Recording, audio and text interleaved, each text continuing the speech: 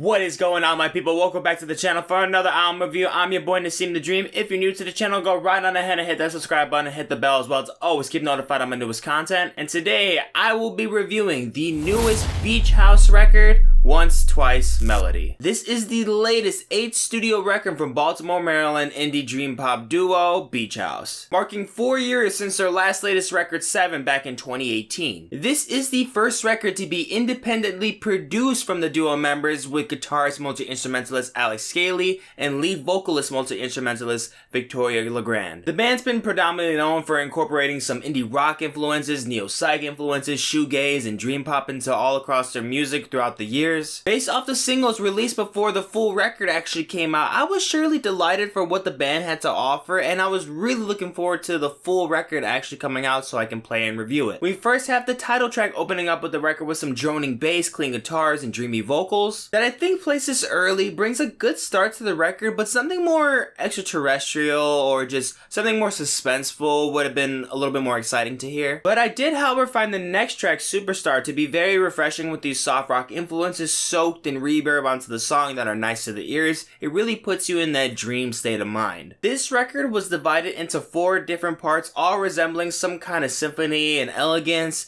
With this first part, however, it really goes off more of that indie rock scene. I did like how they concluded the first disc with the song Through Me, with these hip-hop influenced hi-hats and siren risers as well. The track Runaway features some indie pop motifs to distant shoegaze-like vocal styles and instrumentals, I think, that are mixed very wonderfully on here. Then we fall slightly deeper into these influences once we move on to the second disc of the record, starting off with the track ESP. The track that I'm really liking in the second part of the record goes with the song New Romance, that just has this glow into the room, not a shadow in sight, with these synths just glimmering and shining into every corner of the room. Loving the singing as well. The image I can't help to see with all this visualization is what heaven might seem like. The clouds, the gates to heaven, the Greek mythologic folk, and angels. It's all here. I can just really appreciate the variance when it comes to the synth selections, the plucks, the pads, the chords, the melodies, all vary, and I love that about this record. The track Sunset features some of the first acoustic pieces onto the record that come off very lovely. Moving on to disc 3, comes off a little bit more slow pace with some of these soft drums and bright synths again this time around. I think what comes to be so mesmerizing in this point in the record is just how it rises through this voyage into reality. A crystalline visual into the universe under these perfectly made arpeggios and substantial bass distortions from the bridge on out. The kind of feeling that you get from this journey, this 84-minute long journey, just goes into potent relaxation, meditation, dream experience that hardly feels past 40 minutes. The track Finale kicks off with the last part of this LP and features some of the most beautiful instrumentation with some of these Florence style Rhodes and organs. But with the track The Bells, it easily takes the king of strings onto the rest of the record compared to the rest of the tracks. When here it just has some of these sad guitar slides that are just to die for and make you literally want to cry. I think it's pretty nuts that all 4 of these parts not only lack literally nowhere, but literally just have a standout track to accompany each and every one of them. The depths of songwriting fly across this record into bright reflective color clarity the full way. So in the end, there are certain discs that pack more heat than others for me personally. The 4th one stood out the most to me, and if I were to rank all of them, I'd probably go with 2 next, 3, and then the first one being my last. For the first time record that the group has actually produced on their very own, it is very impressive to go along with an 84-minute long listen without any huge blemishes into the mix or faults in the sound selection or design. After a couple listens, I still really feel like this record is very manageable to play through and just very easy going, even with the tracks that I wasn't so greatly into. I like how getting into the end of this record, you almost feel like you're melted slowly into it. Almost feel like the analogy of being baked slowly into some delicious bread. The influences of indie rock, dream pop, shoegaze all reflect onto its adversaries and to whom made these sounds so profound. I personally hear a lot of Cockatoo Twins on here. I don't really know if that's just because recently I just played some of their records. And I also hear a little bit of Lana Del Rey in here as well. But coming together, I really did enjoy this project, all from collecting the instrumentation when it comes from clean and electric guitars, the keys, and enlightened strings, just to pick out a few, are flawless. And I thought vocally enough was done to really push through the threshold of making this record so cohesive.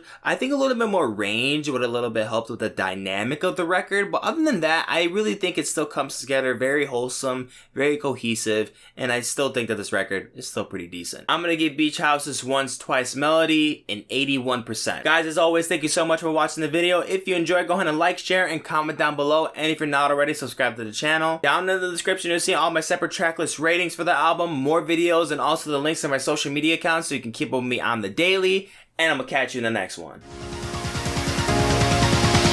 Dose.